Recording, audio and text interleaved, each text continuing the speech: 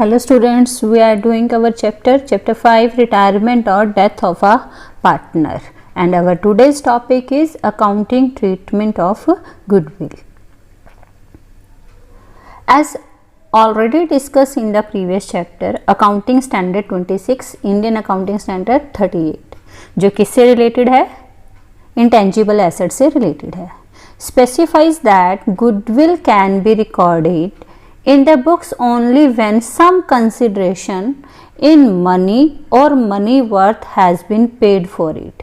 Hence only purchase goodwill can be recorded in the books. और retirement के time हम goodwill purchase नहीं करते, इसलिए यहाँ goodwill account can not be raise. अगर गुडविल परचेज की जाती है तभी गुडविल अकाउंट रेज होता है. अगर गुडविल परचेज नहीं की जाती तो गुडविल अकाउंट रेज नहीं होता. हम गुडविल का ट्रीटमेंट किसके थ्रू करते हैं? कैपिटल अकाउंट में एडजस्टमेंट करके करते हैं. In the case of retirement और death of the partner, the adjustment of for the goodwill will be made through capital account, partners capital account. The retiring और deceased partner capital account will be credited with his share of goodwill and continuing partners capital account will be debited in their gaining ratio. तो general entry क्या बनेगी? Continuing partner, क्योंकि वो gain कर रही हैं इसलिए उनके कैपिटल अकाउंट क्या होंगे? डेबिट होंगे. और कौन सी रेशो में होंगे? गेनिंग रेशो में. जो रिटायरिंग और डिसीज पार्टनर का कैपिटल अकाउंट है वो क्या होगा? क्रेडिट होगा, क्योंकि उसको रिमेनिंग पार्टनर जो है वो क्या कर रहे हैं? कंपनसेट कर रहे हैं. किस फॉर्म में कंपनसेट कर रहे हैं? गुडविल की फॉर्म में कंपनसेट कर रहे हैं. Let's understand it with the help of example. PQR equal partner in a firm. R retires and the goodwill of the firm is valued at 3,60,000. No goodwill account appears as yet in the book of the firm. P and Q agree to share future profit in the ratio of 3:2. Pass necessary journal entry for goodwill. Retirement का case है. कौन retire हो रहा है? Are retire हो रहा है. Old ratio क्या है इनकी? It means 1:1:1. न्यू रेशियो क्या है? 3:2. तो हम क्या कैलकुलेट कर लेंगे? सबसे पहले हम गेनिंग रेशियो कैलकुलेट करेंगे. New ratio minus old ratio.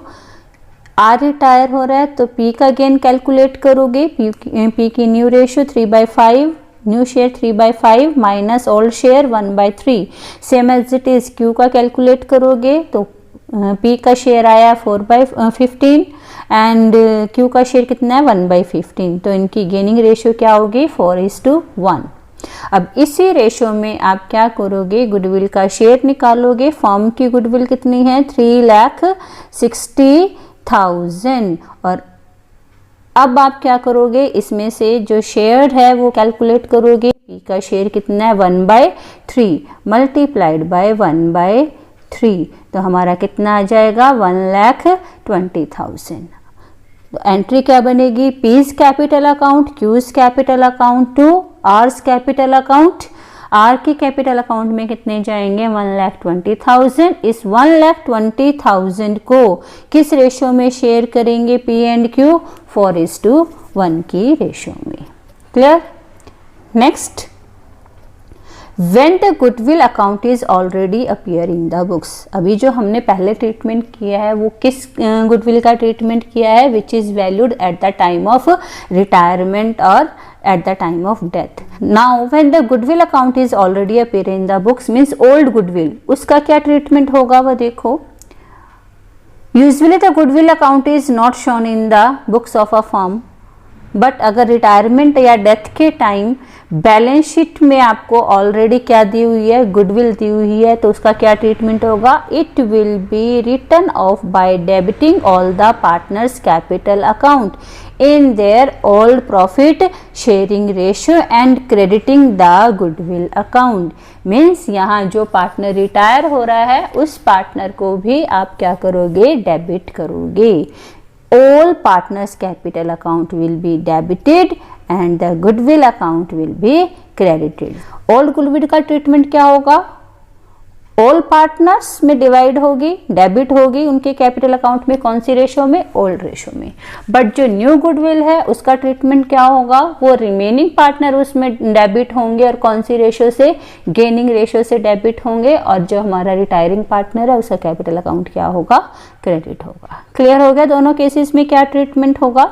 एक इलस्ट्रेशन से अंडरस्टैंड करते हैं इसको। A B C are sharing profit in the ratio of 3:2:1। Goodwill appear in the books at a value of 2,40,000. B retire, कौन retire हो रहा है, B। On the day of B's retirement, goodwill is valued at 6 lakh.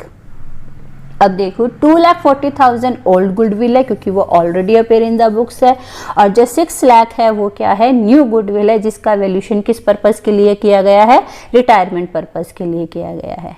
A and C decide to share future profit in the ratio of 3:2, ये इनकी new ratio है। Old ratio given है, new ratio given है। First step क्या होगा, gaining ratio calculate करना, तो वो हम गेनिंग रेशियो कैलकुलेट कर लेंगे, new ratio minus old ratio, और आपकी गेनिंग रेशियो क्या आएगी, 3:7। तो फर्स्ट ऑफ ऑल हम जो हमारी ओल्ड गुडविल है उसको राइट ऑफ करेंगे, और उसका क्या ट्रीटमेंट होता है, all partner capital account debit होगा और गुडविल अकाउंट क्रेडिट होगा। कौन सी रेशियो में होगा, ओल्ड रेशियो में। तो ओल्ड रेशियो में आप 2,40,000 को डिवाइड कर दोगे, ए का शेयर आएगा 120, बी का 80,000 एंड सी का शेयर कितना आएगा, 40,000। जो न्यू वाली गुडविल है वो आपकी कितनी आएगी, फर्म की गुडविल दी हुई है 6 लाख। अब इसमें से हम किसका शेयर कैलकुलेट कर लेंगे, जो रिटायरिंग पार्टनर है उसका शेयर कैलकुलेट कर लेंगे। बी रिटायर है तो बी का शेयर कितना है, 2/6। तो आप इसको 2/6 से मल्टीप्लाई करोगे, हमारी गुडविल कितनी आएगी, 2 लाख। इस 2 लाख गुडविल को ए और सी में डिवाइड कर दिया जाएगा उनकी गेनिंग रेशियो में, तो वो कितनी आएगी आपकी, ए के कैपिटल अकाउंट में डेबिट होगा 60,000 और सी के कैपिटल अकाउंट में डेबिट होगा 1,40,000। सो ये था आपका आज का topic, treatment of goodwill at the time of retirement. I hope you understand. Now do the related practical.